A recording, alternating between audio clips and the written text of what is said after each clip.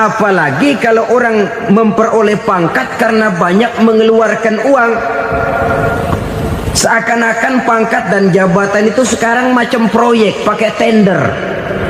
Siapa yang berani bayar segini naik, nggak berani minggir. Padahal logikanya, kalau orang mencapai satu jabatan karena banyak mengeluarkan uang, hampir bisa dipastikan bahwa setelah jabatan itu dia pegang, langkah pertama yang akan dilakukannya ialah berusaha bagaimana uang yang dia keluarkan supaya kembali. Ya paling kurang pulang modal dulu dong. Kemudian kita melihat juga ada orang yang menilai bahwa bahagia itu katanya kalau punya kedudukan yang tinggi, pangkat yang agung, wibawa yang besar. Mungkin betul, tapi mungkin juga tidak. Bergantung kepada hati orang yang punya pangkat itu. Sama dengan harta tadi. Harta akan membawa bahagia kalau dia jatuh ke tangan orang yang berhati lapang. Tapi harta akan jadi bencana kalau jatuh ke tangan hati orang yang sempit. Pangkat akan membawa bahaya kalau jatuh di tangan hati orang yang sempit. Lebih dari itu, kenyataan mengajarkan kepada kita bahwa ternyata pangkat dan jabatan tidak selamanya memberikan kebahagiaan dalam kehidupan. Bahkan resikonya kelewat besar. Beberapa bukti kita bisa ambil dari para pemimpin dunia yang menjadi korban lantaran pangkat dan jabatan yang disandangnya. Saudara ingat Presiden Abraham Lincoln dan John Kennedy dari Amerika? Dibunuh orang.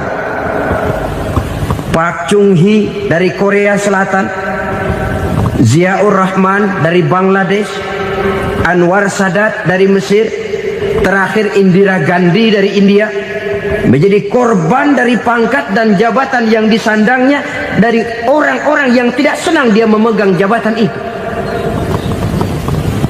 Dia akan mudah mengundang bencana.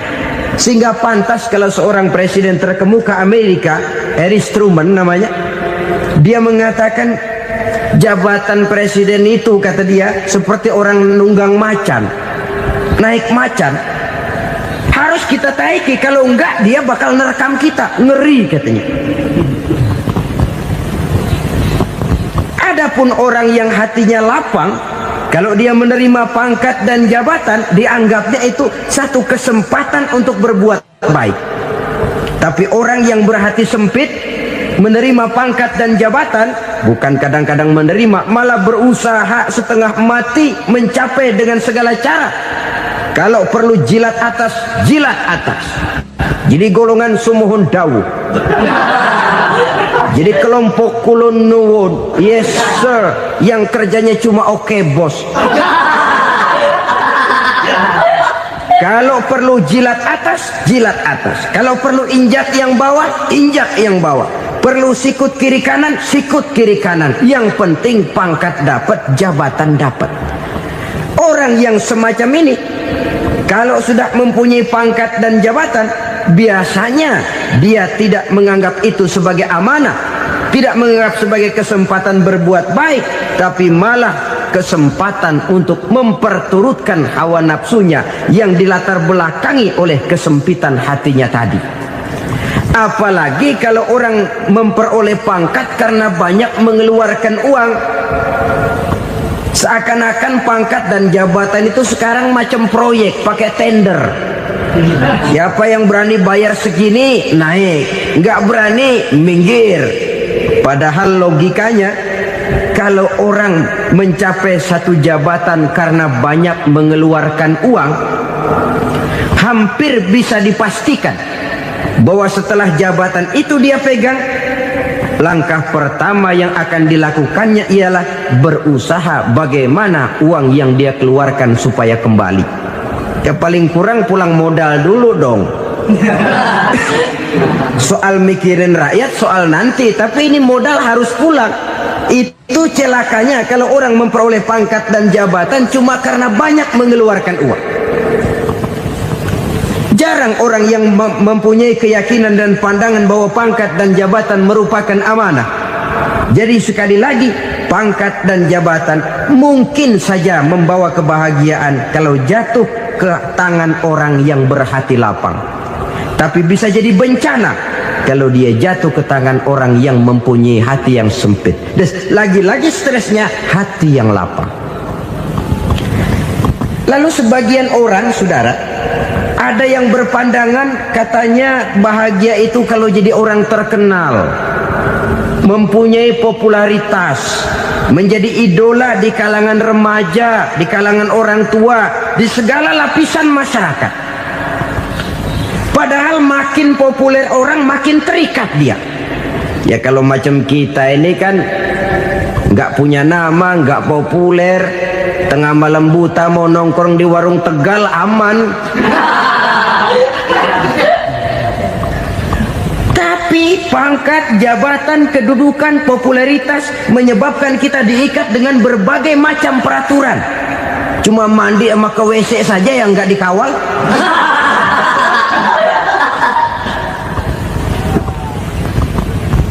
Benarkah popularitas, ketenaran membawa kebahagiaan?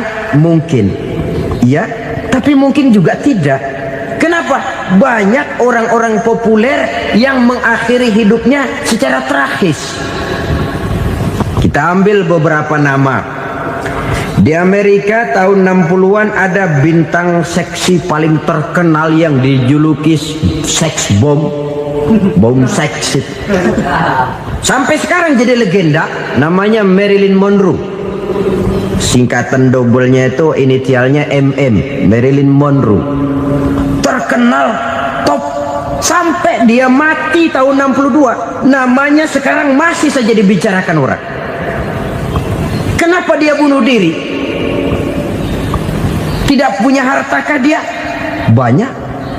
Kurang populerkah dia? Seluruh dunia mengenalnya. Sejak rakyat kecil sampai pejabat tinggi dia punya hubungan. Kenapa? Jenuh. Dia terlahir dalam keadaan yatim. Setelah itu tidak lama dia berangkat remaja, ibunya meninggal. Pindah dari wanita asuh ke wanita asuh sampai 12 orang ibu angkatnya. Dan kekecewaan yang paling parah, setiap laki-laki yang dekat dengannya hanya seperti kapal berlabuh. Datang dan pergi silih berganti, padahal dia merindukan seseorang yang bisa melindungi hidupnya. Dia rindukan itu dan dia tidak pernah menemukan. Itu yang akhirnya menyebabkan dia minum pil tidur kelewat dosis, minum obat tidur kebanyakan, ya tidur terus sampai sekarang.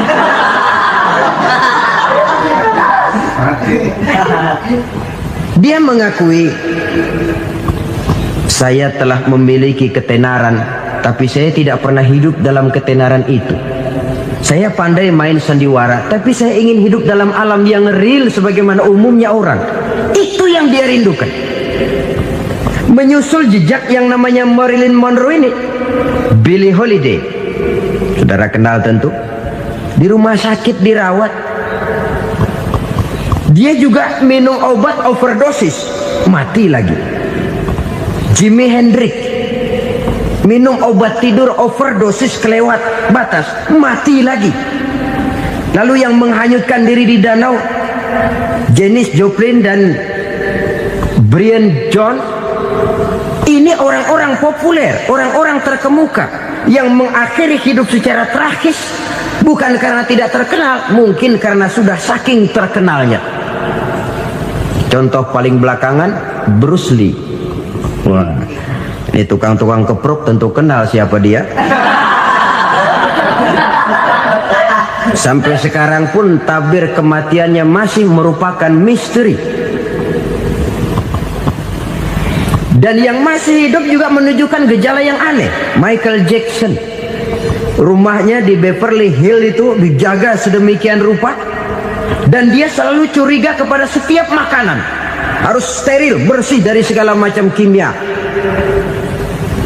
Kemana dia pergi, itu tukang-tukang keprok sudah selalu menjaga dan mengawal, dan dia seakan takut menunjukkan mukanya yang asli. Hingga kalau tampil ke tengah di luar show, dia kadang memakai pakaian yang tidak menunjukkan dia yang sebenarnya. takut dikenali orang. Ternyata popularitas sering jadi momok yang meracuni kehidupan manusia.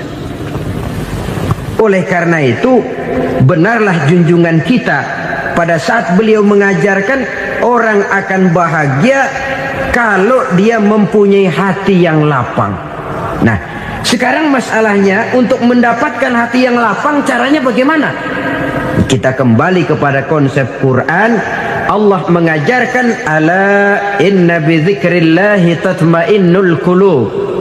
Ketahuilah bahwa dengan banyak mengingat Allah, hati akan tenang, jiwa akan lapang. Dengan kata lain, dekat dengan agama, merasakan kehadiran Allah dekat dalam hidup.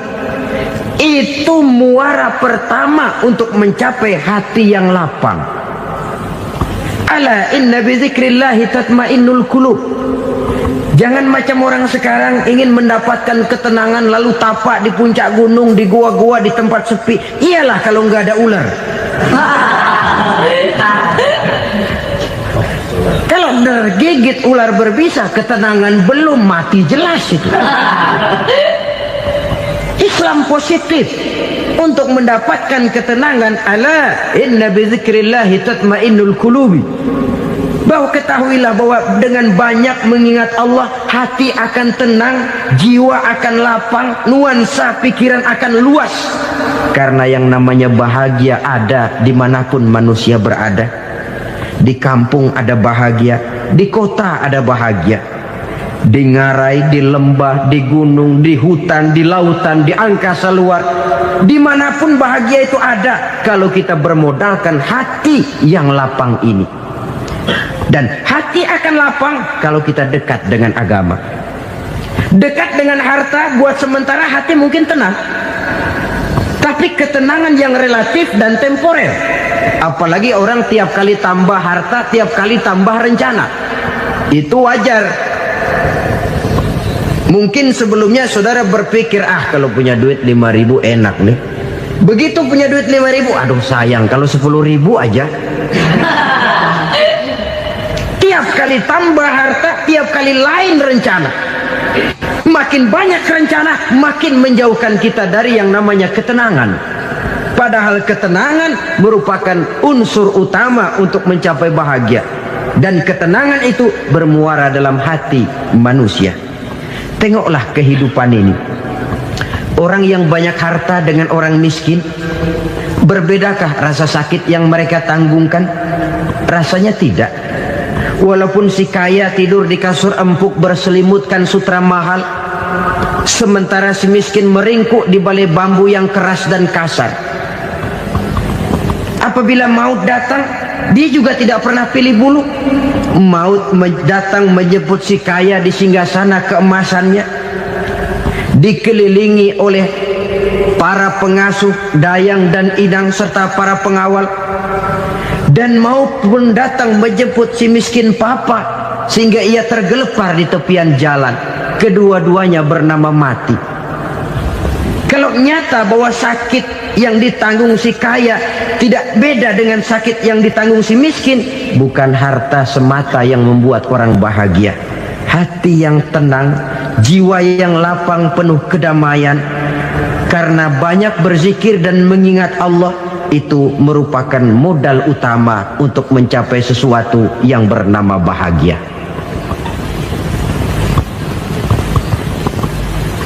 Saudara hadirin yang saya hormati, inilah yang pertama dari 4 ciri yang digambarkan oleh Nabi tentang tanda-tanda orang bahagia. Dan harus berangkat dari yang pertama ini, hati yang lapang. Ini yang harus kita miliki lebih dahulu. Baru nanti akan menyusul kepada poin yang ketiga, kedua, dan selanjutnya. Sebab kalau hati sudah terisi dengan jiwa yang lapang, seluruh persoalan insya Allah akan bisa kita atasi dengan sebagaimana mestinya. Yang kedua sekarang, tanda orang bahagia menurut baginda Nabi, markabun syariah. Orang bahagia itu, kata beliau, punya kendaraan biar cepat asal lancar. Artinya kemana dia mau pergi mudah. Apa maksud hadis ini? Kalau kita kaji lebih dalam, kendaraan itu kan alat transportasi. Transportasi tidak lain adalah usaha memudahkan komunikasi.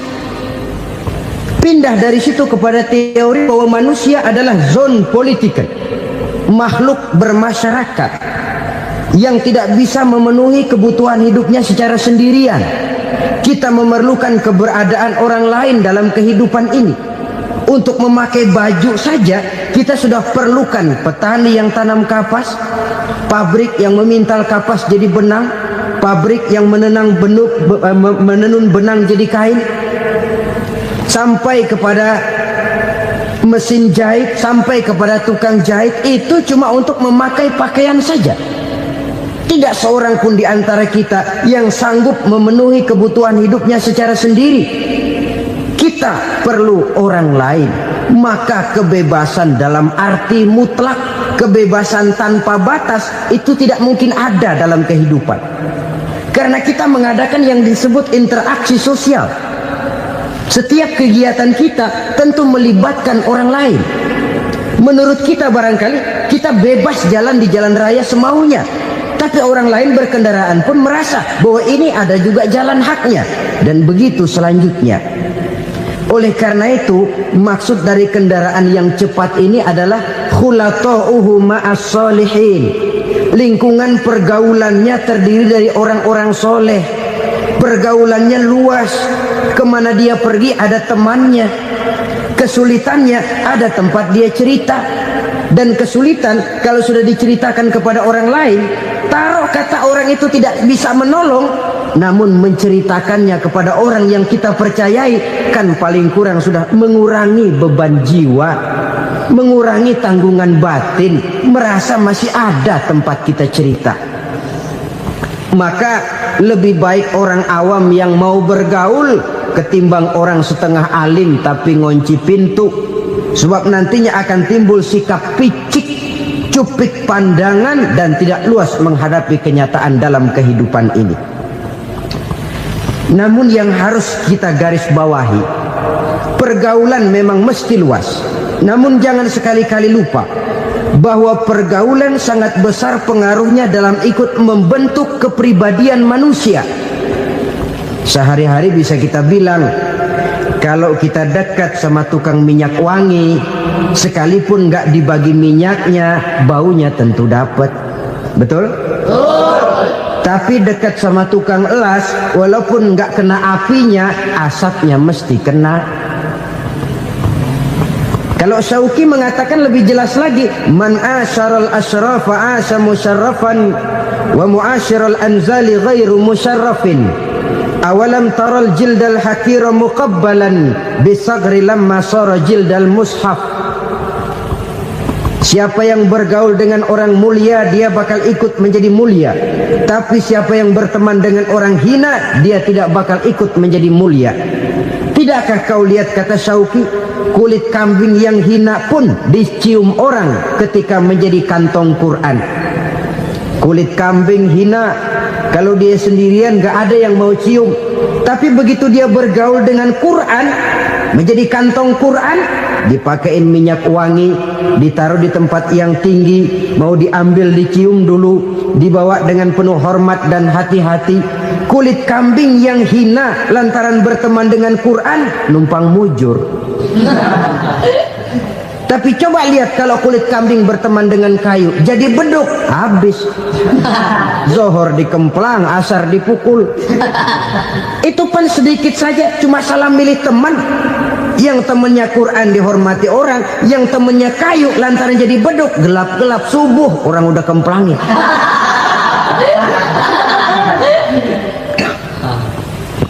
Maka terutama kepada adik-adik remaja yang masih mencari identitas diri, yang ibarat kaset masih kaset kosong, mudah diisi oleh apapun, pandai-pandailah memilih teman dalam bergaul.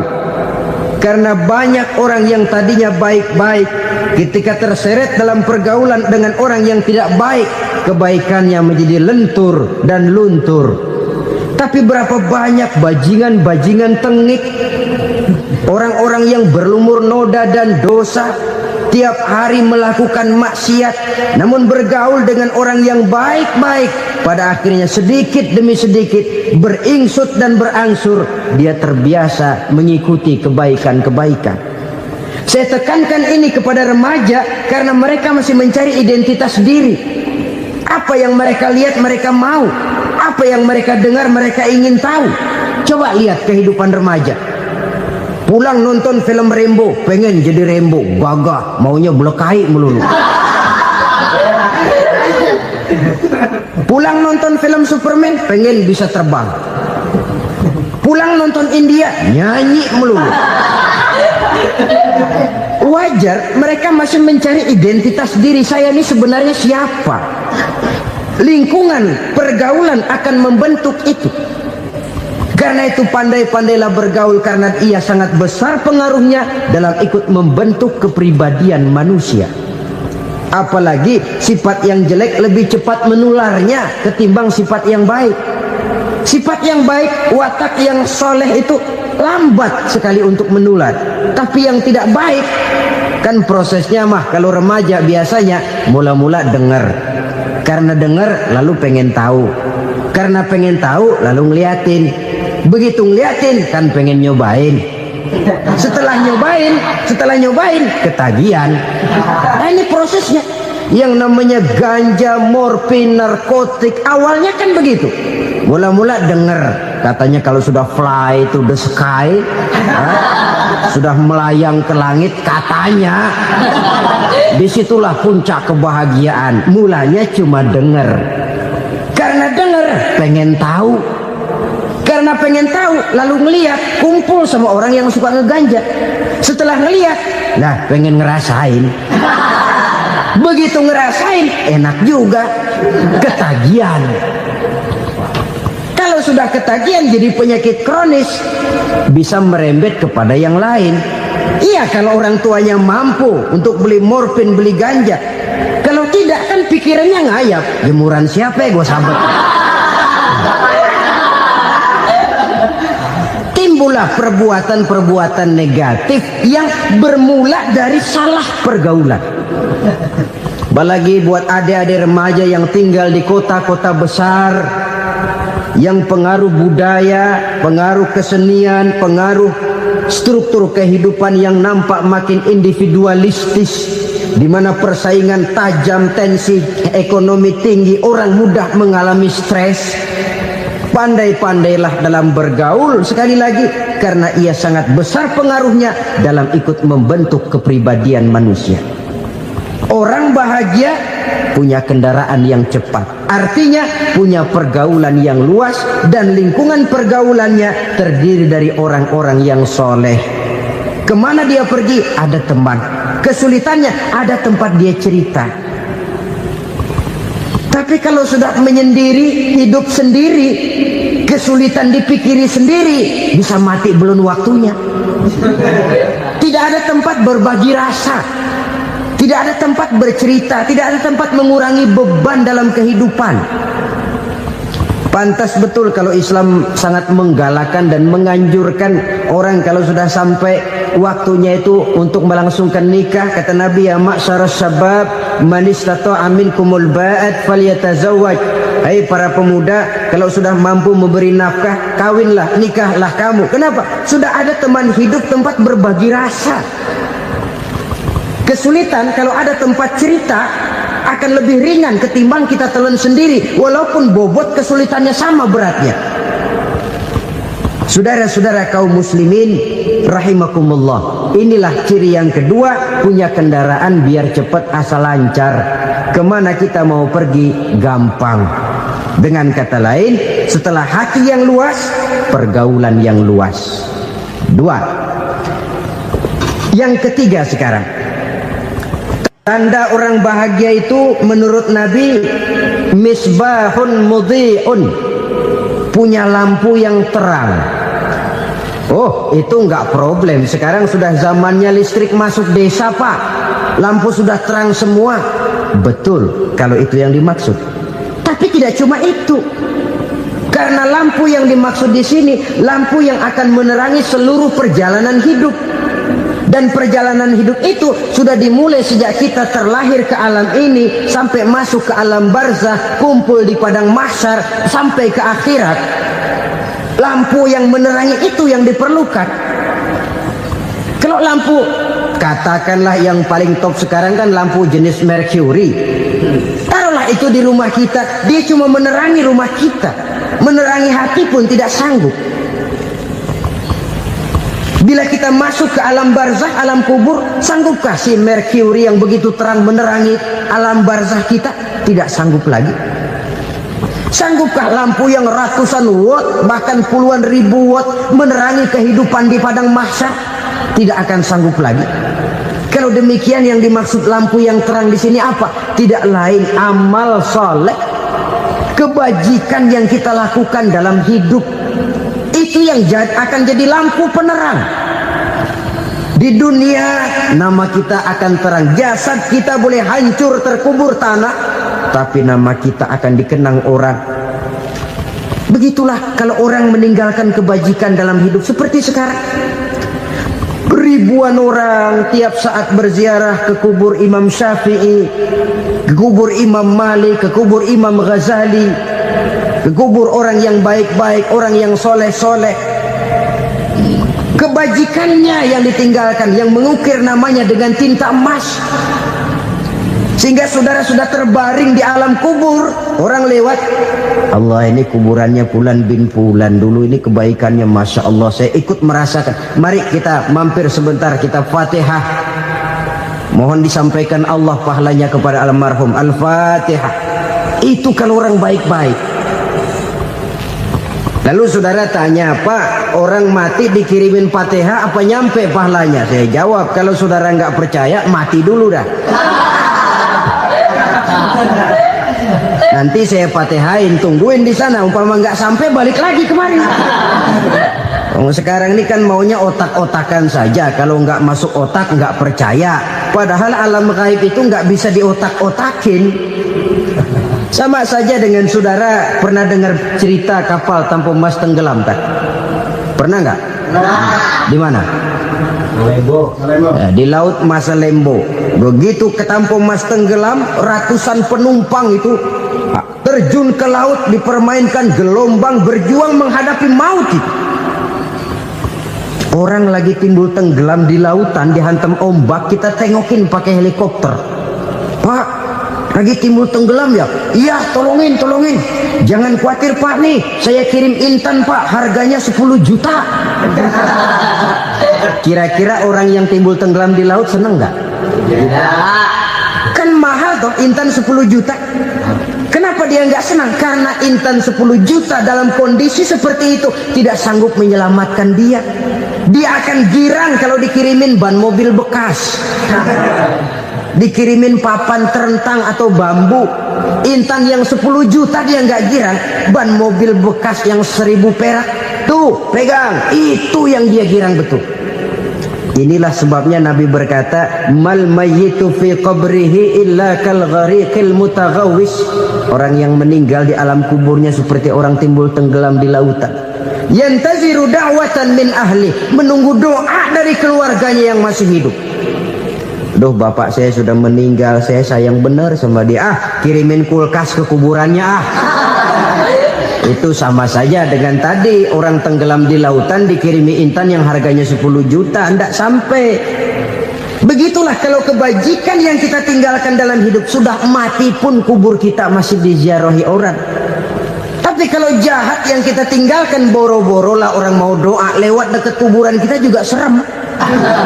Tuh bajingan no, dulu mati dipendem di situ tuh. Jangan lewat situ, ntar kesurupan, jangan. Lewat saja orang ngeri. Konon lagi membacakan Fatihah dan mengirimkan doa. Hidup pada hakikatnya adalah kesempatan untuk berbuat baik. Maka sekali kesempatan itu diberikan, manfaatkan dengan sebaiknya. Sebab kesempatan kedua tidak akan pernah ada. Kesempatan berbuat baik di sini, di akhirat sudah pembalasan namanya. Sekali kesempatan itu dicabut, dia tidak akan pernah dikembalikan lagi. Kata Iqbal, hidup tidak mundur ke belakang, Bung. Berhenti diinjak orang, mundur hancur. Tidak ada kata mundur dalam hidup ini. Berhenti diinjak orang, mundur kecebur. Tidak ada kata lain. Harus maju dalam kehidupan, dalam artian yang positif. Hidup adalah kesempatan untuk mengumpulkan kebajikan yang sebanyak-banyaknya. Di situ nilai daripada manusia. Sekarang ini memang nggak kelihatan kok, orang yang banyak pahala sama yang banyak dosa nggak kelihatan kok. Barangkali kalau habis bikin dosa palanya pada benjol, mungkin orang takut sama dosa. Tapi sekarang sama saja, orang yang banyak dosa dengan yang nggak banyak dosa jalan bareng dari belakang, sama, nggak kelihatan beda. Tapi ada waktunya di mana pahala memegang peranan, di mana dosa diperlihatkan. Sama saja kalau kita bawa mobil siang, lampu kan nggak begitu berfungsi. Apa lalu bilang, alah ini lampu berat-beratin, copot-copotin aja dah. Tidak perlu begitu. Kenapa? Pada suatu saat malam senja akan datang. Bila matahari terbenam, senja pun datang, gelap mulai merayap, disitulah baru terasa perlunya lampu. Pahala begitu. Sekarang orang yang nggak ada pahalanya nggak kelihatan dalam kehidupan. Tapi pada suatu saat senja kehidupan akan datang.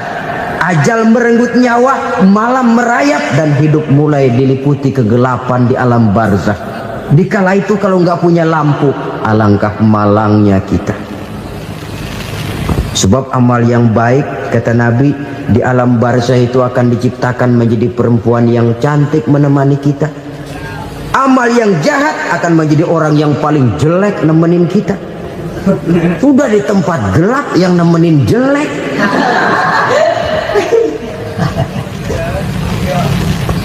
Kaum muslimin rahimakumullah. Kalau demikian masalahnya, tergantunglah kita pandai memanfaatkan waktu. Al-waktu kasai, waktu itu cepat sekali. Yang namanya waktu itu tahu-tahu. Tahu-tahu udah tahun 87. Tahu-tahu udah begitu. Tahu-tahu yang kemarin anak-anak, sekarang udah pada punya anak. Tahu-tahu saja itu. Begitu cepat waktu berlalu. Kalau tidaklah pandai kita memanfaatkannya, akan rugi kita. Nabi bersabda, "Man kana yaumuhu khairun min amsihi fahuwa rabih." Barang siapa yang hari ini lebih baik daripada hari kemarin, itu orang untung. Hari ini lebih baik daripada kemarin. Bulan ini lebih baik dari bulan kemarin. Tahun ini lebih baik dari tahun kemarin. Itu orang yang beruntung. Tahun kemarin sembayangnya maghrib doang, sekarang udah tambah isya. Tahun kemarin cuman Idul Fitri aja ngancem bener, sekarang udah tambah Jumat, lalu tambah lagi maghrib, tambah lagi isya, dan selanjutnya. Hari ini lebih baik daripada kemarin, itu orang yang beruntung. Wa man kana yaumuhu mislu amsihi fahuwa khasir. Lalu barang siapa yang hari ini sama saja dengan hari kemarin, itu orang rugi. Hari ini sama dengan kemarin, rugi itu. Bulan ini begitu, bulan kemarin begitu, tahun ini begitu, tahun lalu juga begitu. Rugi itu orang. Rugi apa? Rugi umur. Umur tambah, amalan gak pernah tambah. Dan saya pikir lebih merupakan azab ketimbang nikmat kalau orang dikasih panjang umur cuma untuk numpuk dosa. Mending mana? Panjang umur banyak dosa sama pendek umur dikit dosa? Mending mana? Mending mana? Ya, paling mending tentu panjang umur banyak pahala. Tapi kalau tidak, sekali lagi, lebih merupakan azab ketimbang nikmat kalau orang diberikan panjang umur tapi cuma untuk sekedar menumpuk dosa. Kehilangan kesadaran bahwa dunia bukan terminal akhir dari satu perjalanan. Dia cuma halte di mana kita berhenti sebentar untuk menuju kepada terminal yang hakiki. Saudara-saudara kaum muslimin rahimakumullah. Inilah lampu yang akan menerangi kehidupan. amal yang kita lakukan di dalam kehidupan. Jadi yang dimaksud dengan lampu yang terang, kebajikan yang kita kerjakan dalam hidup. Nah, setiap orang di awal tadi saya bilang ingin bahagia. Bahagia itu kan hakikatnya kumpulan senang dan selamat. Senang, selamat. Apa bedanya? Senang tapi tidak selamat, nggak bahagia. Selamat tapi nggak senang, nggak bahagia orang. Contoh, kalau orang korupsi, duitnya banyak, senang dia, tapi keselamatannya. Ada tentara baris di samping rumahnya udah bingung, padahal tentara latihan. Tentara cuma latihan, dia bingung. Senang, tapi karena keselamatannya tidak terjamin, dia tidak bahagia. Sebaliknya pegawai negeri jujur benar, cuma segaji-gajinya, selamat nggak korupsi, tapi melarat, ya nggak bahagia juga, kurang senang. Kesenangan dan keselamatan untuk dunia saja, ya sekali lagi, kalau cuma sekedar untuk dunia saja, bisa dibeli pakai uang. Bisa dibeli pakai uang. Saudara ingin selamat, bisa dibeli pakai uang. Saudara ingin senang, bisa dibeli dengan uang. Tapi setelah mati, masuk ke alam barzah, habis kekuasaan uang.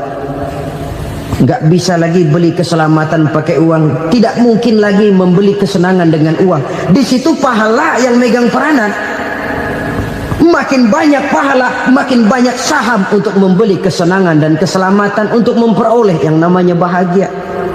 Dan jangan lupa loh, di alam barzah kita nggak sebentar, menunggu datangnya kiamat. Loh iya, kalau kita begitu dikuburin terus kiamat datang, untung. Tapi kalau masih harus 1000, 2000, puluhan ribu tahun yang akan datang, dalam satu penantian yang begitu lama, tanpa saham untuk memperoleh kebahagiaan, satu kemalangan yang tidak ada pernah putus-putusnya. Janganlah tergelincir oleh kebahagiaan sebentar yang menipu dengan mengorbankan kebahagiaan hakiki yang berjangka panjang. Apa artinya senyum sejenak kalau harus ditebus dengan tangis seumur hidup?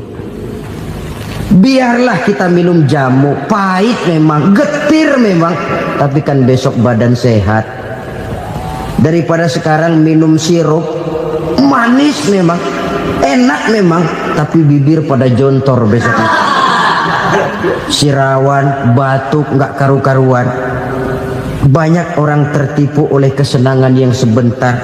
Padahal laisa kullu ma yalma'u zahaban. Belum tentu semua yang berkilat itu emas. Belum tentu semua yang gemerlap itu intan. Karena itu, marilah manfaatkan kesempatan yang diberikan Allah ini untuk mengumpulkan kebajikan yang sebanyak-banyaknya.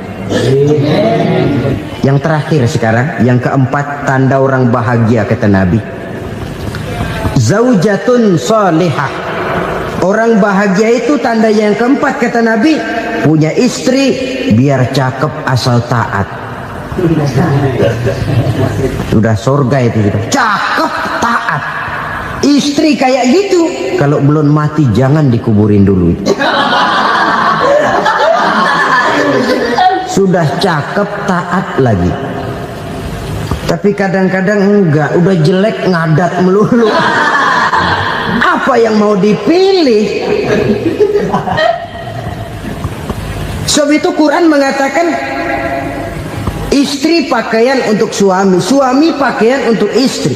Kenapa suami istri diibaratkan pakaian? Alangkah tingginya gaya bahasa Quran ini.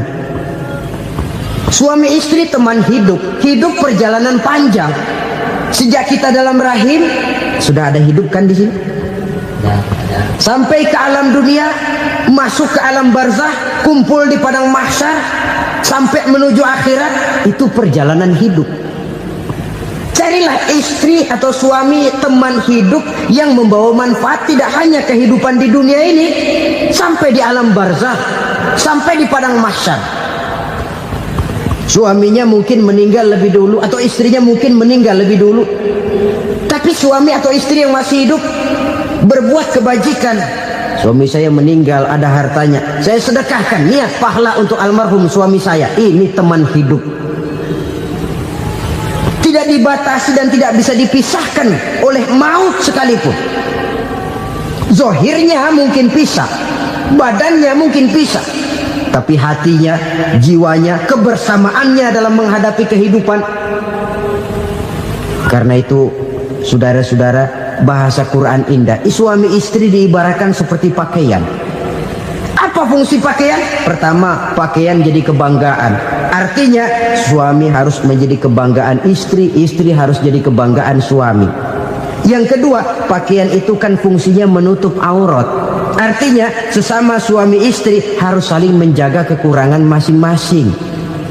Jangan malah sesama suami istri saling membongkar rahasia dan aibnya sendiri-sendiri. Istrinya diceritain jeleknya di mana-mana, atau suaminya dibongkar rahasianya di pasar umum. Itu sudah tidak lagi berfungsi sebagai pakaian. Kenapa semua ini diperlukan? Karena kita menyadari bangsa yang baik terdiri dari masyarakat yang baik. Masyarakat yang baik merupakan susunan dari warga yang baik. Warga yang baik adalah terdiri dari rumah tangga yang baik. Dan rumah tangga yang baik merupakan susunan dari pribadi-pribadi yang baik. Dari situ langkah dimulai. Membangun satu bangsa yang baik diawali dengan membangun rumah tangga yang baik, dengan menciptakan pribadi-pribadi yang baik. Sehingga dari sini diharapkan berkembanglah nilai-nilai kebaikan. Orang akan bahagia mempunyai istri yang soleh. Kenapa? Tidak ada seorang suami bisa sukses jadi apapun dia, apapun profesinya, dokterkah, kiaikah, mubalikah, petanikah, pengusahakah, pejabat tinggikah. Tidak ada seorang suami yang bisa sukses tanpa peran serta istrinya. Walaupun memang peranan itu tidak begitu kelihatan, tapi sangat menentukan. Karena itu, saudara hadirin yang saya hormati, Islam sangat menghargai kaum wanita, memberikan kedudukan yang tinggi sepanjang tidak mematikan kodrat kewanitaannya. Nah, kalau sudah kesuksesan ini diawali dari rumah tangga, karier di masyarakat mudah untuk dikejar. Tapi keberantakan di rumah tangga merupakan kegagalan pertama di tempat lain. Nah, inilah saja yang dapat Al-Fakir sampaikan pada pertemuan kali ini. Selalu berusaha menyimpan sesuatu yang bisa membawa manfaat, baik untuk dirinya, untuk anak cucunya, maupun untuk keluarganya, untuk masa kini dan masa depannya. Kadang simpanan itu berbentuk uang, kadang berupa tanah, lain saat berbentuk pabrik, dan lain sebagainya. Sementara masa depan yang paling pasti adalah akhirat.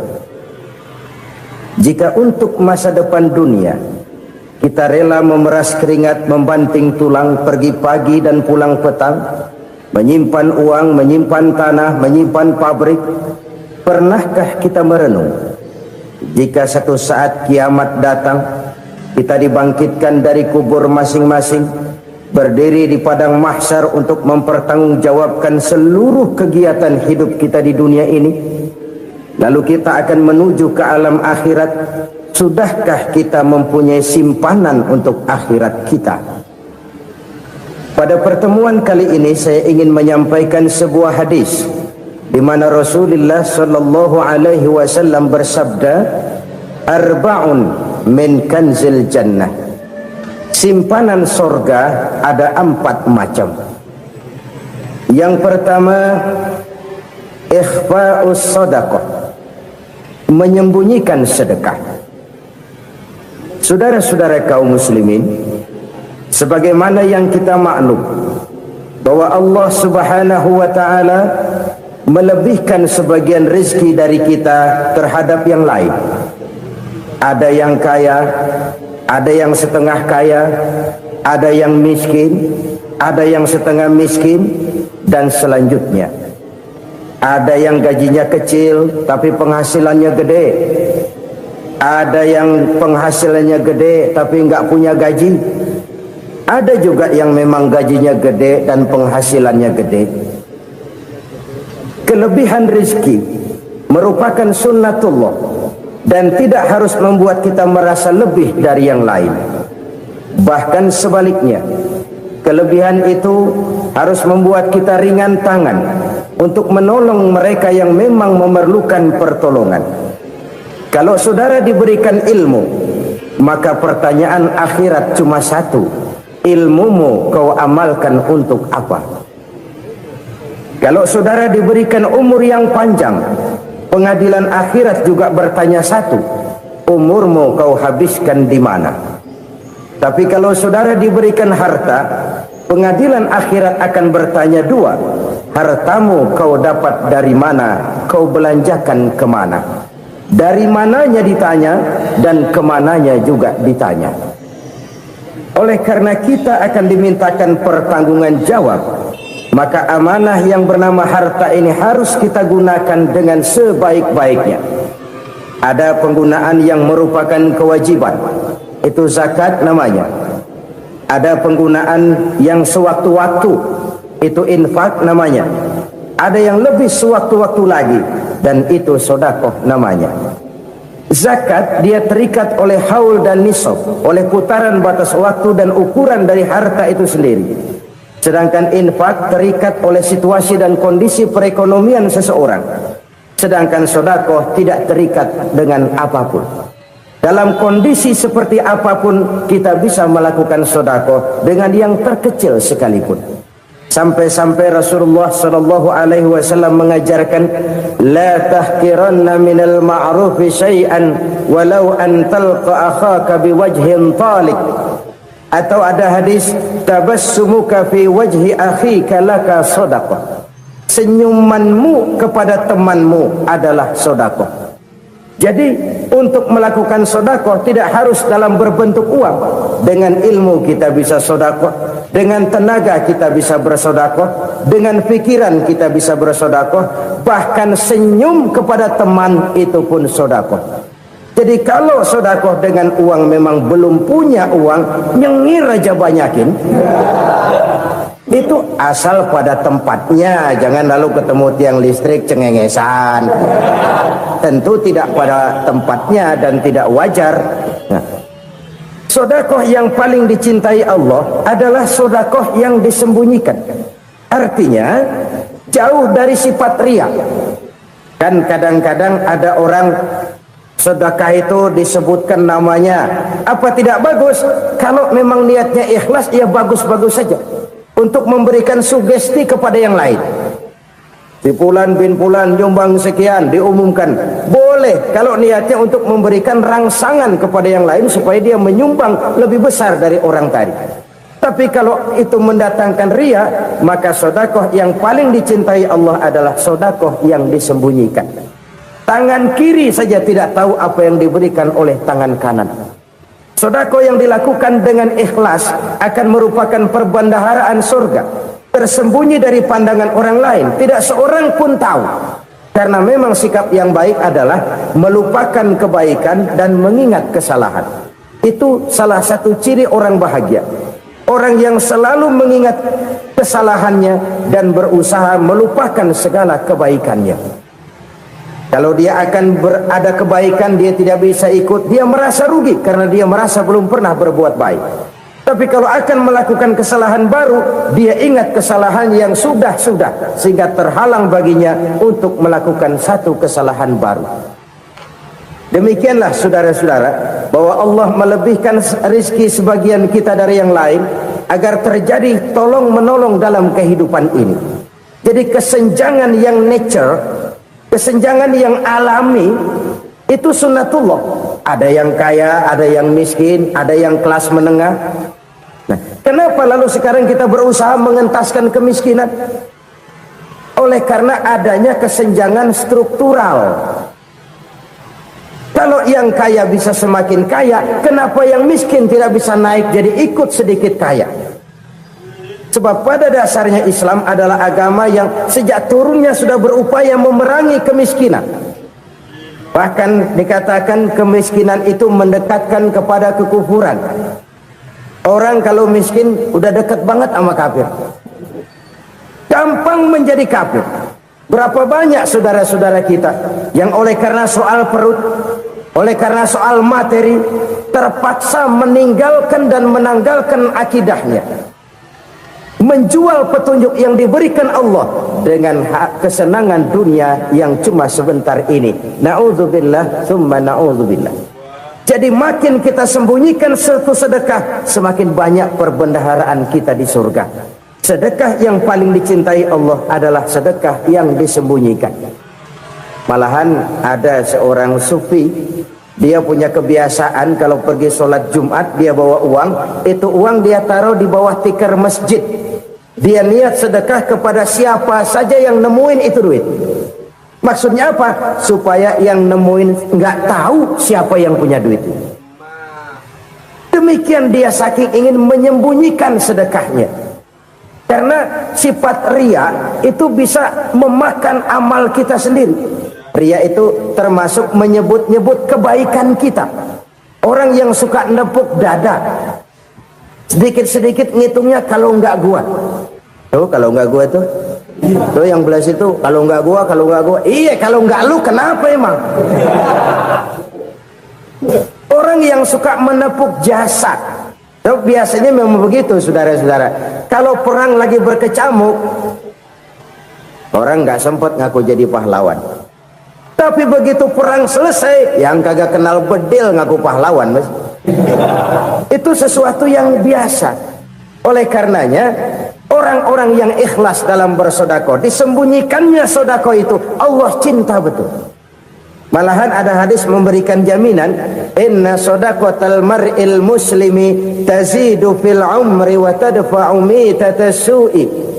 Sesungguhnya sedekahnya seorang mukmin tazidu fil umri, bisa menambah umur panjang, wa tadfa'u mitatas su'i, dan menyelamatkan manusia dari mati secara su'ul khatimah.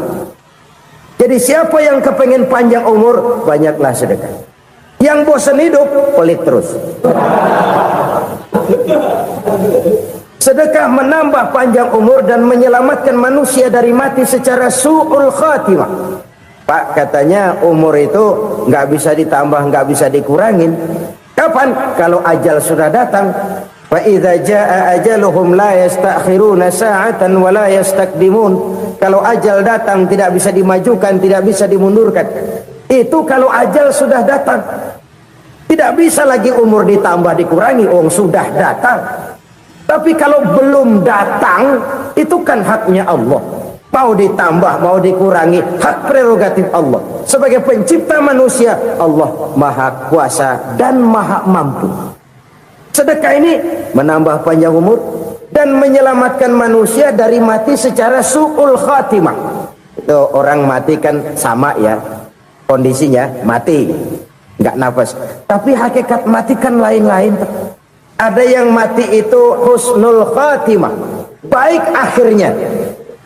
Misalnya lagi ngaji mati, lagi sholat mati, lagi sedekah mati. Ini yang dinamakan dengan husnul khatimah, baik di akhirnya. Sebaliknya ada yang su'ul khatimah, jelek di akhirnya. Ini yang jadi catatan akhir. Lagi nyekek botol, mampus. Lagi banting kartu, modar. Su'ul khatimah, jelek pada akhirnya. Sedekah menyelamatkan manusia dari mati secara su'ul khatimah. Dan kita semua kepengen mendapat husnul khatimah, jauh dari su'ul khatimah. Oleh sebab itu yang bisa menyelamatkan kita dari penyakit itu antara lain adalah sedekah yang disembunyikan, yang dikerjakan dengan ikhlas karena Allah, tidak karena kepengen dipuji orang, tidak karena ingin dikatakan orang pemurah. Sebab orang dermawan itu orang yang memberi tanpa harus diminta. Kalau masih harus diminta, ya belum dermawan namanya, masih harus diminta. Kalau nggak diminta ya tulus, lolos, polos.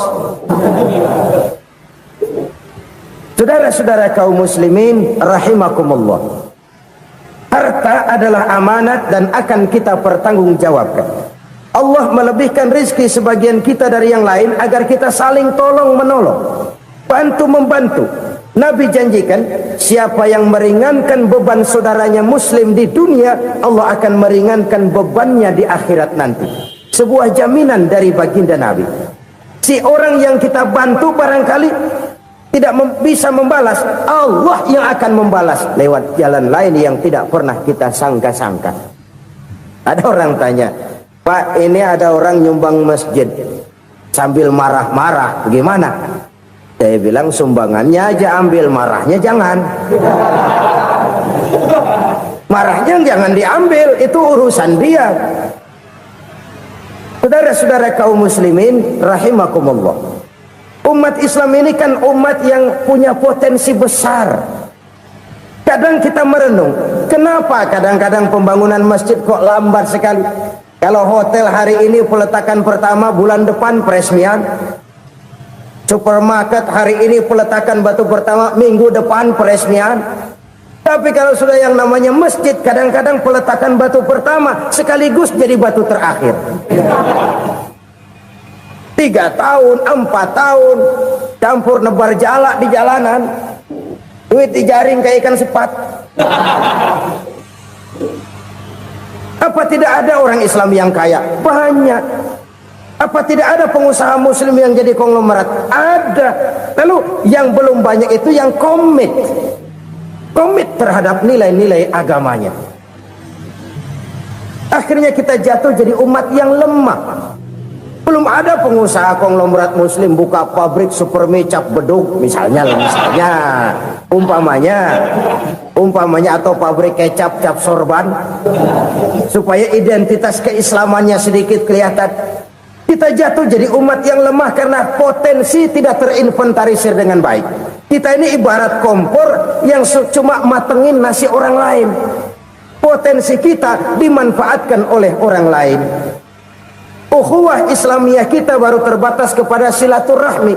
Ukhuwah di bidang ekonomi kita lemah, ukhuwah di bidang kebudayaan kita lemah, apalagi ukhuwah di bidang politik kita lebih rapuh lagi.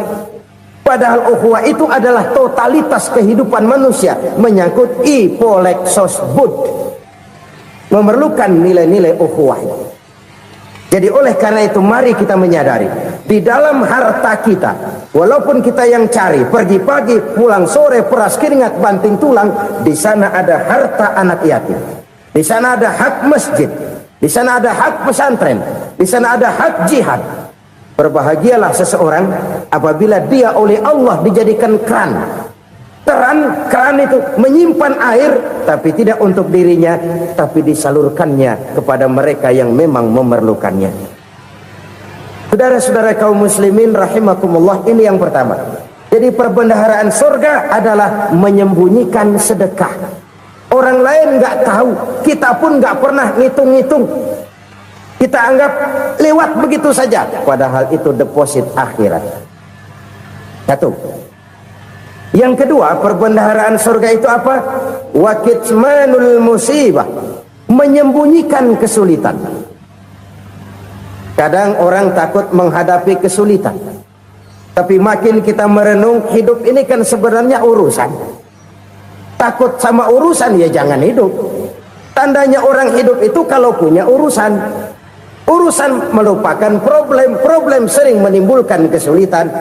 Kesulitan bukan untuk ditakuti, tapi untuk diatasi dan dicarikan jalan keluarnya. Siapa sih orangnya yang nggak pernah sulit-sulit? Makin tinggi status sosialnya, makin gede urusannya. Makin tinggi kualitas imannya, makin berat tingkat kesulitannya. Cuma memang yang namanya enak itu seperti pelangi. Biang lala itu nggak pernah di atas kepala kita, di atas kepala orang melulu. Lo sih enak lo, kata kita. Dia juga bilang yang enak kan lo. Pelangi itu nggak pernah di atas kepala kita. Kata tukang beca, aduh enak ya naik Mercy. Kata tukang beca, apa yang di dalam mobil Mercy? Aduh enak bener tukang beca, di jok ngeringkuk ngorok pules bener. Saya kamar pakai AC sejuk, tempat tidur sutra empuk, alga spring bed, kulak kulik nggak bisa pules kalau belum minum Valium, belum tidur. Enak bener tukang beca, di jok ngorok nggak tahu wetan kulon. Dia Ini tukang becak bilang yang di Mercy enak, yang di Mercy bilang tukang becak enak. Inilah enak. Nggak pernah di atas kepala kita. Di atas kepala orang lain melulu enak itu. Nah, saudara-saudara,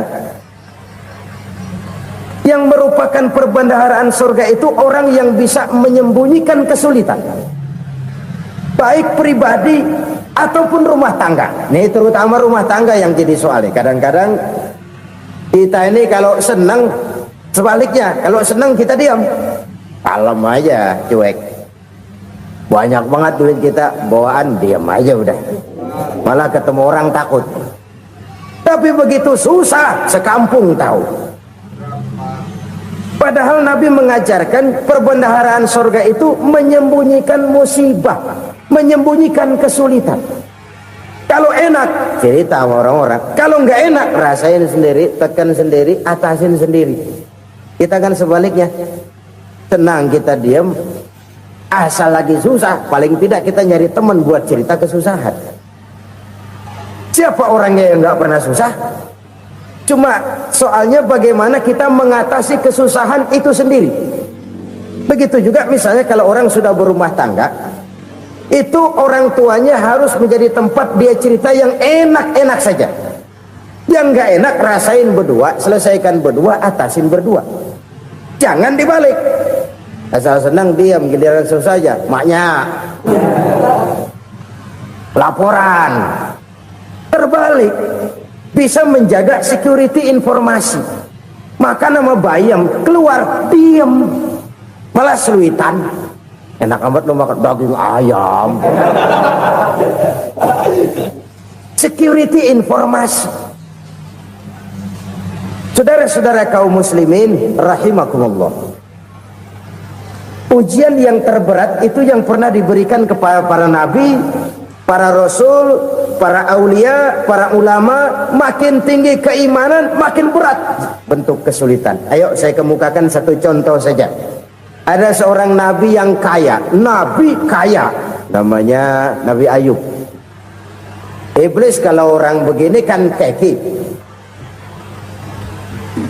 ibadahnya rajin, kaya. Nih yang kayak begini susah digodain. Kalau ibadahnya rajin, miskin, enggali bisa disogok. Jadi imannya mantap, ibadahnya rajin, kaya, nabi lagi. Oh, tapi namanya iblis, nggak kurang akal. Laporan, Tuhan, kenapa les? Ya ini bahasa saya, bahasa Qurannya sih nggak gitu. Itu hambamu yang namanya Ayub, dia rajin ibadah cuma karena dikasih kaya aja. Coba kasih miskin dia, berhenti dia sembahyang. Ah, kamu bisa aja. Saya tahu Ayub itu hambaku yang ikhlas. Saya buktiin Tuhan, silahkan. Dibuktiinlah. Iblis turun ke alam ini. Yang mula-mula dia lakukan, dia rusak sawah ladang Nabi Ayub. Dia binasakan binatang ternak Nabi Ayub. Sehingga dalam waktu singkat jatuhlah Nabi Ayub dari orang paling kaya jadi orang paling miskin. Beliau masih ibadah di mihrab dalam masjid. Datang iblis. Saudara Ayub, ya, lagi ngapain? Ibadah. Nyembah Allah, nyembah Allah. Oh, percuma. Kenapa? Tuhan yang ente sembah nih, dia udah bikin miskin ente. Sawah ladang ente hancur lebur, binatang ternak binasa. Sekarang ente jadi orang paling miskin. Ngapain nyembah Tuhan kayak begitu? Tekor. Udah berhenti dah ibadah, berhenti ibadah. Ini iblis sama Tuhan laporannya lain, yang dikerjakan kepada Nabi Ayub juga lain. Benar begitu iblis kata Nabi Ayub? Iya, sawah ladang saya habis, buras. Binatang ternak saya binasa, binasa. Saya miskin, bangpak. Apa jawab Nabi Ayub? Bukan innalillahi, ini hebat. Alhamdulillahillazi a'tani wa akhza minni. Segala puji bagi Allah yang telah memberikan harta kepada saya dan sekarang mengambilnya lagi. Alhamdulillah. Allah yang ngasih, Allah yang ambil. Itu mah urusan Allah. Iblis cuman ibadah jalan terus, sujud lagi Nabi Ayub. Iblis seleher gondok banget. Dasar Nabi nggak mempan dia apa-apain. Miskin malah alhamdulillah, Allah yang ngasih, Allah yang ngambil. Jadi kalau kita tidak komit, kita tidak terikat kepada kaya, miskin, senang, susah, apa yang bisa bikin kita susah? Jadikan kekayaan, kemiskinan, jadikan senang susah sebagai anak buah yang bisa kita atur. Jangan kekayaan ngatur kita, jangan kemiskinan ngatur kita. Kita yang harus mengatur mereka. Senang susah, kaya, miskin, bahagia, sengsara, jadikan itu anak buah yang bisa kita atur. Kalau sekarang kita kaya, lain saat boleh jadi kita miskin, semiskin-miskinnya. Allah yang ngasih, Allah yang ngambil. Tenaga mana yang bisa menghalangi? Ibadah jalan terus, iblis makin gondok. Dasar nabi loh. Akhirnya apa? Nabi Ayub dikerjain, diberikan penyakit. Demikian fatal penyakitnya. Bayangin, udah miskin sakit. Masya Allah. Miskin sakit. Sakitnya nggak lama, kira-kira 16 tahun. Istrinya 3, 2 mental minta ceraiin. Ngerawatin laki bengek begini. Senang belum tentu, susah udah pasti nih. Cerai aja, cerai dah. Cerai. Tinggal satu Siti Rahmah yang setia menemani beliau. Sesetia-setianya hati perempuan. Satu saat Siti Rahmah bilang, "Bang, iya, abang kan Nabi, Bang. Lalu namanya Nabi kan doanya jarang meleset, Bang. Maksud kamu minta kenapa sih sama Tuhan biar abang sembuh baik dah, Bang?" Siti Rahmah, "Iya. Saya sakit berapa tahun sih dah? 16 tahun, Bang. Sebelum ini saya sehat berapa tahun? Ya kira-kira 60 tahun, Bang. Nah, coba ente banding-bandingin, Rahmah. Saya dikasih sehat 60 tahun, dikasih sakit 16 tahun. Sudah nggak sabar mau doa kepada Allah minta sembuh. Saya malu kepada Allah. Diuji dengan yang luar biasa seperti ini, tidak mengganggu stabilitas kehambaannya. Dia tetap menghamba kepada Allah Subhanahu wa ta'ala. Saudara-saudara kaum muslimin rahimakumullah, kunci menghadapi kesulitan itu apa? Allah jelaskan dalam satu ayat, wa basyiris sabirin alladzina iza asabathum musibah qalu inna lillahi wa inna ilaihi raji'un. Gembirakan orang-orang yang sabar. Siapa mereka itu? Yang apabila mendapat musibah mereka kembali kepada keyakinan dasar, segalanya dari Allah dan segalanya akan kembali kepada Allah. Ini konsepsi dasar dari sikap muslim dalam menghadapi berbagai kesulitan. Segalanya dari Allah, segalanya akan kembali kepada Allah. Kalau ini sudah kondisi dasarnya, maka kita akan lapang menghadapi kenyataan bagaimanapun pahitnya. Apakah itu namanya miskin, apakah itu namanya sakit, bahkan maut sekalipun. Maut sekalipun. Segalanya dari Allah, segalanya akan kembali kepada Allah. Ini sikap hidup, bukan sekedar ucapan. Kita kadang-kadang menjadikannya sebagai ucapan. Mulutnya sih nggak berhenti, innalillahi wa inna ilaihi raji'un, tapi nangisnya terus gerung-gerungan. Bukan itu, ini kesadaran moral. Kalau segalanya dari Allah, segalanya kembali kepada Allah, kan sebenarnya cuma nunggu giliran. Hari ini saya nyembayangin dia, entah hari apa saya disembayangin orang. Hari ini saya antar dia ke kubur, entah hari apa orang nganterin saya ke kubur.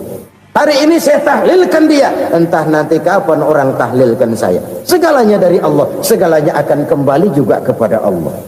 Oleh sebab itu saudara-saudara, kesulitan bukan untuk ditakuti.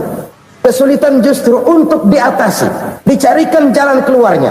Dan tidak ada orang yang tidak pernah mendapat kesulitan. Tidak ada. Semakin tinggi status sosial, semakin tinggi kualitas keimanan, semakin besar juga tingkat kesulitan. Hanya saja bagaimana cara kita mengatasinya. Dan Al-Quran menyatakan, innama al-usri yusra. Di balik kesulitan itu pasti ada kemudahan. Roda itu berputar. Karena itu Rasulullah sallallahu alaihi wasallam mengingatkan kepada kita, ta'arraf ila Allah fir raha ya'rifka fis shiddah. Ingatlah kepada Allah di waktu kamu senang, supaya Allah ingat kepada kamu di waktu kamu susah. Kalau waktu senang kita ingat kepada Allah, kita susah, Allah tidak akan meninggalkan kita. Tapi kalau waktu senang kita jauh dari Allah, sujud tidak sempat, dengan masjid jauh, ketika senang kita lupakan Allah, nanti begitu kita susah, Allah lupakan kita, dan itu menyakitkan. Oleh karena itu orang-orang tua kita dulu bilang, kalau lagi sehat ingat-ingat lu bakal sakit nanti. Kalau lagi kaya ingat-ingat satu saat kita bakal jatuh miskin. Bahkan kalau lagi muda ingat-ingat kita bakal tua. Dan yang terpenting, kalau lagi hidup ingat-ingat kita bakal mati. Saudara-saudara kaum muslimin rahimakumullah. Jadi yang kedua yang merupakan perbendaharaan surga, menyembunyikan musibah. Saudara-saudara kaum muslimin rahimakumullah. Hal ketiga yang merupakan perbendaharaan surga adalah wasilatur rahmi. Orang yang suka bersilaturahmi. Sebagaimana yang kita maklum bahwa manusia adalah makhluk yang disebut zon politika, makhluk sosial yang tidak mungkin hidup sendiri-sendiri. Betapa dan siapapun kita memerlukan orang lain. Bodoh betul manusia kalau tinggal di tengah masyarakat tapi tidak mau bermasyarakat. Merasa hebat sendiri, pinter sendiri, gagah sendiri, kaya sendiri. Mungkin kalau mati juga ngubur sendiri. Jangankan kita di sini, di sorga saja Nabi Adam waktu sendirian bengong melulu, mondar mandir. Allah tegur dam sepi dam. Ya ini kalau bahasa saya. Iya Tuhan, sepi ini nggak ada coret-corekan pisan ini. Diciptakan Siti Hawa baru anteng Nabi Adam. Itu di surga. Cobalah. Umpamanya saudara tinggal di Jakarta nih. Kaya bener. Apaan aja di Jakarta punya saudara dah. Jembatan Semanggi ambil, Monas buntel bawa pulang, hotel-hotel ambil semua. Cuman tinggal di Jakarta sendirian, apa enaknya? Betapa dan siapapun kita perlu orang lain. Tidak ada seorang pun yang bisa memenuhi kebutuhan hidupnya secara sendiri-sendiri. Nah, Islam telah menyelamatkan manusia dari ras diskriminasi, mengikat manusia dengan persaudaraan yang berlandaskan kepada akidah. Karena itu dianjurkan bersilaturahmi. Bahkan Nabi menyatakan, man arada ayyubsata lahu fi rizqihi wa yunsa'a fi atharihi falyasil rahimah.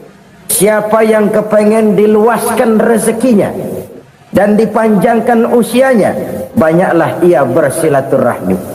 Siapa yang kepengen dimudahkan rezekinya, hendaknya ia banyak bersilaturahmi. Kalau banyak teman, kesulitan kan paling tidak ada tempat cerita. Udah susah, sendirian kita pikirin diri, nggak ada tempat tukar pikiran. Cepet banget sama bengek. Dilawan sendiri. Nah, secara makro kita bisa berkata, tidak mungkin ada kemenangan kalau tidak ada kekuatan. Tidak ada kekuatan kalau tidak ada kesatuan dan persatuan.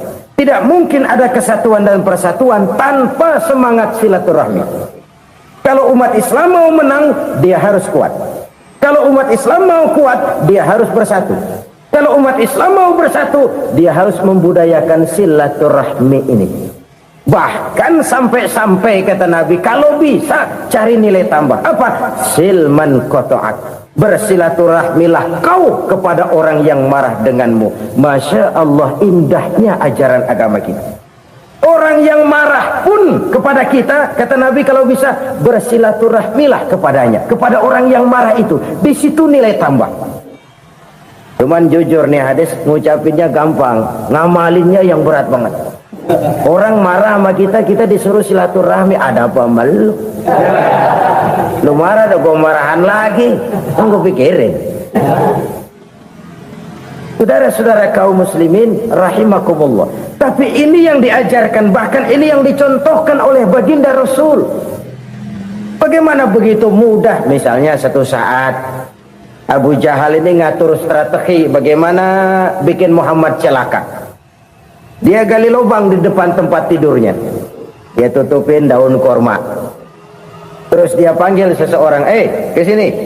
Kasih tahu Muhammad, pamannya sakit keras, minta ditengokin. Berangkat orang ini ke sana. Muhammad, labbaik. Pamanmu sakit keras, dia minta ditengokin. Baik, saya akan datang menjenguk beliau.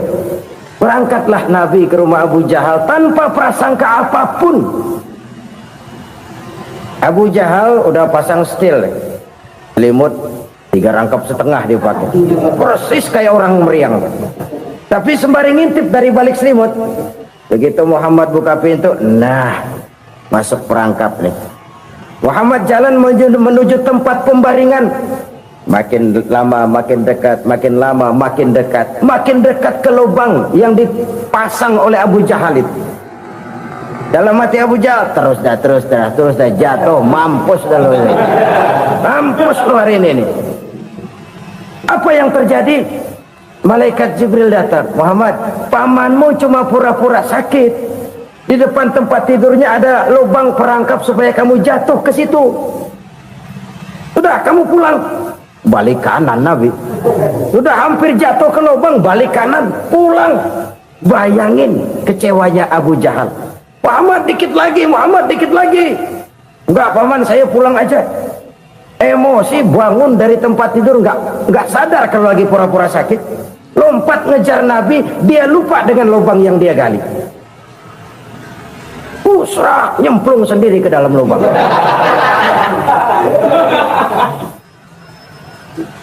Nabi terus berlalu. Ini terjadi keanehan. Jatuh ke lubang yang dia gali itu sebenarnya nggak terlalu dalam ya, antara 3-4 meteran lah. Tolong saya jatuh ke lubang ini. Datanglah pelayan-pelayannya itu. Angkat saya dari sini. Oh, yang ngulurin tambang. Satu gulung belum juga nyampe itu tambang. Kurang, beli lagi ke warung. Sambung, ulur lagi, nggak juga bisa sampai. Wah, ini kerjaan Muhammad ini. Tolong, siapa salah seorang kamu ke rumah Muhammad, kasih tahu encangnya kecebur. Minta ditolongin. Sampaikan kepada Rasul. Kenapa?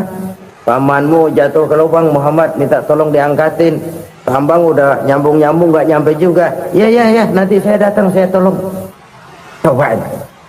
Nyata-nyata orang berniat jahat mau mencelakakan dia. Datang dia menolong. Ini yang disebut air tuba dibalas air susu ya ini. Bukan sebaliknya. Air tuba dibalas air susu. Paman, kecebur ya? Iya Muhammad, tolong ini. Pegang tangan saya. Nabi ulurkan tangannya. Nyampe. Dipegang oleh Abu Jahal. Diangkat ke atas. Sampai atas. Apa kata Abu Jahal? Sihirmu memang hebat Muhammad. Udah ditolongin dikata sihir. Yang enak kita kemplang kan itu orang begitu. Urusan apa? Tapi inilah akhlak. Kalau bisa kamu bersilaturahmilah dengan orang yang marah kepadamu sekalipun. Orang marah kita tetap baik. So, kalau kita berbuat baik sama orang yang memang baik, rasanya sih biasa-biasa aja. Orang baik kita baik lagi, ya draw aja, belum ada nilai tambah di situ. Baru ada nilai tambah kalau kita bisa berbuat baik kepada orang yang nyakitin kita. Itu namanya kita setingkat di atas dia. Dia sakitin kita, kita berbuat baik sama dia. Dia pelit sama kita, kita baik sama dia. Dia marahin kita, kita deketin dia. Di situ kita punya nilai tambah. Jadi siapa yang ingin diluaskan rezekinya kata Nabi dan dipanjangkan umurnya, hendaklah ia banyak-banyak bersilaturahmi. Sederhana sebenarnya silaturahmi, tapi silaturahmi membangkitkan semangat kesatuan dan persatuan. Kesatuan dan persatuan melahirkan kekuatan.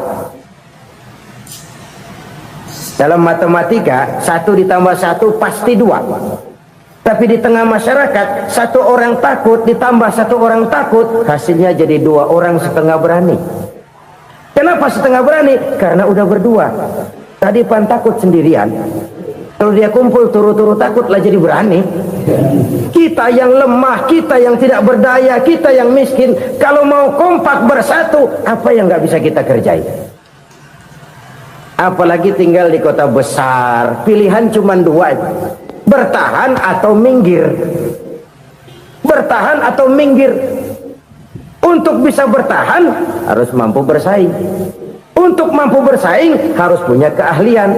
Keahlian harus ditunjang dengan pendidikan, ditambah oleh kekompakan sebagai umat. Udah miskin mencar mulu, orang injek gitu. Orang nggak pandang urusan apa malu. Oleh karena itu silaturahmi pada hakikatnya merupakan roh dari ukhuwah yang diajarkan oleh agama kita. Bagaimana Islam menyelamatkan masyarakat manusia dari ras diskriminasi, mengikat manusia, dan tidak ada persaudaraan yang lebih indah selain persaudaraan yang diikat dengan nilai-nilai akidah. Sepanjang orang di jalan Allah, itulah saudara kita.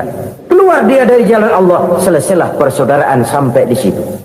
Karena itu, kalau ingin menyimpan sesuatu di surga, banyaklah bersilaturahmi.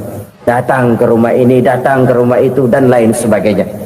Itu simpanan kita di akhirat nanti. Ini yang ketiga. Saudara-saudara, yang keempat, perbendaharaan surga itu apa? Wa qawlu la hawla wa la quwwata illa billah. Ucapan la hawla wa la quwwata illa billah.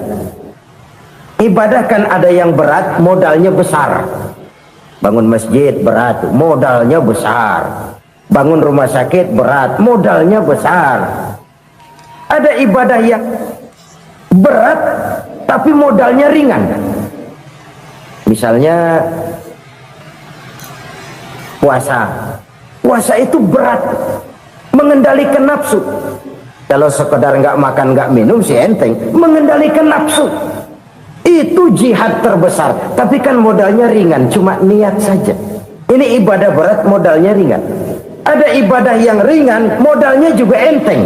Seperti termasuk ucapan la haula wa la quwwata illa billah. Tanpa sadar, la haula wa la quwwata illa billah. Nyelengin tuh di surga. Nyelengin, kita nggak terasa. Nyelengin simpenan akhirat. La haula wa la quwwata illa billah. Nyimpan lagi. Kaget, la haula wa la quwwata illa billah. Nyimpan lagi. Banyak simpanan. Walaupun sebenarnya yang dimaksud di sini adalah kesadaran batin bahwa tidak ada daya dan kekuatan kecuali Allah. Itu intinya. Kita memulai pekerjaan disunahkan baca bismillah, kan begitu? Apa itu? Kesadaran moral bahwa ini saya bisa kerjakan. Saya kerjakan ini dengan menyebut nama Allah. Kenapa? Kalau Allah tidak memberikan daya dan kekuatan, mana mampu saya kerjakan ini. Maka saya kerjakan ini dengan menyebut nama Allah. Bismillah. Kesadaran moral. Manusia hanya wajib berusaha, tapi nggak pernah wajib berhasil. Banyak hal-hal yang kalau kita renungkan secara rasio nggak mungkin, tapi jadi kenyataan. La haula wa la quwwata illa billah. Tidak ada daya dan kekuatan kecuali bagi Allah semata-mata. Kesadaran moral akan kelemahan dan keterbatasan makhluk bernama manusia. Kadang kita kagum dengan otak, tapi kita sering lupa sama yang bikin otak. Padahal bagaimanapun hebatnya otak, yang bikin otak pasti lebih hebat dari otak. Nggak percaya, silahkan otak-otakan. Inilah kecenderungan. Kita kagum dengan pesawat-pesawat mutakhir, bukan main, besi gede banget terbang itu. Alangkah hebatnya. Lalu apa yang bikin otak tidak lebih hebat dari itu semua? Kita puji laut, apa yang bikin laut tidak lebih hebat dari laut itu? La haula wa la quwwata illa billah. Tidak ada daya dan kekuatan kecuali Allah. Apa yang bisa kita lakukan kalau tidak karena daya dan kemampuan yang diberikan oleh Allah kepada kita? Lahirlah sikap tawadu, rendah hati, tidak melonjak menjadi angkuh dan sombong, sadar akan kelemahan dan keterbatasan diri sebagai makhluk yang diciptakan oleh Allah Subhanahu wa taala. Jadi satu sisi ini ucapan yang berpahala, la haula, jadi wiridan. Pada sisi lain ini kesadaran moral, sikap mental, kesadaran batin bahwa yang punya daya dan kekuatan itu cuma Allah. Kita nggak pantas untuk sombong, sebab sombong itu pakaiannya Allah. Kita nggak sedang pakai pakaian Allah, kegedean. Dan makin kita renungi, makin terbentur. Apa sih yang bisa kita sombongin? Kita mau sombong apa? Kaya, pintar, itu kan semua relatif. Di atas langit masih ada langit lagi. Jadi oleh karenanya, marilah kita menyadari, manusia hanya wajib berusaha, tapi tidak pernah wajib berhasil. Yang berusaha saja tidak wajib berhasil, apalagi yang tidak berusaha. Islam bukan agama orang pemalas yang selesai sholat lalu endelohom, nggelenggem ayem-ayem. Tapi Islam bukan agama orang sombong yang setelah berusaha lalu tidak memerlukan Allah. Kita bisa saja bikin proyeksi, tahun sekian kita bakal panen besar menurut perhitungan otak. Tapi ada kejadian lain. Apa? Tikus ngambek. Habis itu dimakanin tikus, panen gagal. Proyeksi rasional gagal oleh tikus-tikus yang ngambek itu. Bisa saja terjadi. Tahun depan kita panen besar, urung. Kenapa? Musim panas panjang. Nah, sekarang ini koran-koran bikin berita musim mengalami penyelewengan. Bukan cuma manusia yang nyeleweng sekarang. Musim pakai nyeleweng. Mestinya kan musim hujan udah selesai, masih hujan-hujan juga. Musim. Nah sekarang kita boleh bikin proyeksi, kita bakal panen besar. Tahu-tahu musim panas panjang, sawah retak, air kering. Cari teknokrat yang paling botak, suruh pendekin tuh musim panas. La haula wa la quwata illa billah. Inilah kesadaran moral. Saudara, saya teringat satu saat ada seorang konglomerat. Umurnya ya kira-kira 70-an. Satu saat dia ditanya oleh wartawan, "Pak, umur Bapak berapa sih?" "Ya paling 10 tahun." 10 tahun? 10 tahun? Anak Bapak berapa orang? Satu saja? Satu. Harta Bapak berapa? Ya paling-paling bangsa 7 juta kali. 7 juta? Iya. Pak, kenapa Bapak bohongi saya? Bapak punya buku biografi. Koran-koran, majalah-majalah banyak memuat cerita riwayat hidup Bapak. Saya tahu umur Bapak 70. Kenapa bilang cuma 7 tahun? Saya tahu anak Bapak 8. Kenapa cuma bilang 1? Saya tahu harta Bapak miliaran, mungkin triliunan. Pabrik di mana-mana, bank di mana-mana. Kenapa bilang uang Bapak cuma 7 juta? Nah, kata si konglomerat tadi, "Kamu benar, Nak, kamu benar. Umur saya kalau jumlahnya memang 70, Nak. Cuman ingat-ingat saya, baru 7 tahun terakhir ini saya sujud. Baru 7 tahun terakhir ini saya berusaha dekat dengan Allah. Saya laksanakan perintahnya, saya jauhi larangannya.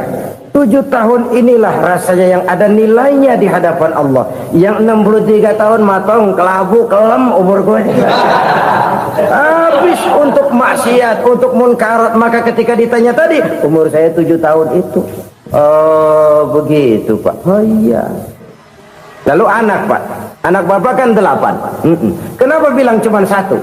Nah, kalau jumlah hitungannya memang anak saya 8. Tapi dari 8 orang ini rasanya cuma 1 nih yang bakal jadi buah hati, belahan jantung, pelanjut cerita, penerus sejarah, bakal jadi anak soleh yang akan mendoakan saya. Cuman 1 rasanya anak saya ini yang bakal jadi buah hati saya, besar-besaran saya, yang akan mendoakan di kubur saya, yang akan mendoakan di akhirat saya. Yang 7 orang mana? Masya Allah, yang 1 tenggeng, yang 1 nyekek botol mulu, yang 1 nggak karu-karuan. Makanya saya bilang 1 anak saya yang akan bisa mendoakan saya. Oh begitu Pak. Iya. Nah harta Pak, harta Bapak kan triliunan. Pabrik Bapak di mana-mana. Uang Bapak hampir di tiap bank-bank besar. Kenapa bilang cuma 7 juta? Betul kau Nak. Harta saya kalau jumlahnya memang miliaran, triliunan mungkin. Tapi yang saya ingat baru 7 juta tuh yang saya belanjakan di jalan Allah. Saya nyumbang masjid, saya santuni yatim piatu, saya bantu pembangunan pesantren, saya bantu pembangunan rumah sakit Islam. Itu yang akan saya bawa pulang ke akhirat, yang 7 juta itu. Yang triliunan itu nanti akan diperebutkan oleh anak-anak saya sebagai waris saya. Jadi harta saya 7 juta itu yang bakal nemenin saya di akhirat, yang akan saya bawa pulang jadi teman saya. Saudara-saudara kaum muslimin, jangan-jangan orang tua itu adalah kita-kita ini. Jangan-jangan kita-kita ini adalah orang tua itu. Jangan-jangan itu potret dari diri kita masing-masing. Dari sekian umur yang diberikan Allah, berapa tahun yang ada nilainya di hadapan Allah? Dari sekian anak-anak yang merupakan amanah, berapa yang akan mendoakan kita sebagai orang tuanya menjadi anak soleh? Dari sekian banyak harta yang diberikan Allah, berapa yang akan kita bawa pulang menghadapnya nanti, yang kita belanjakan di jalan Allah? Ini sebuah potret kehidupan. Karena itu kita kembali kepada la haula wa la quwwata illa billah. Kita wajib berusaha, kita wajib berikhtiar. Selebihnya segala daya dan kekuatan hanya milik Allah saja semata-mata. Satu kesadaran batin dari setiap pribadi muslim. Setelah ia berusaha dan berikhtiar, ia menyerahkannya kepada Allah Subhanahu wa ta'ala.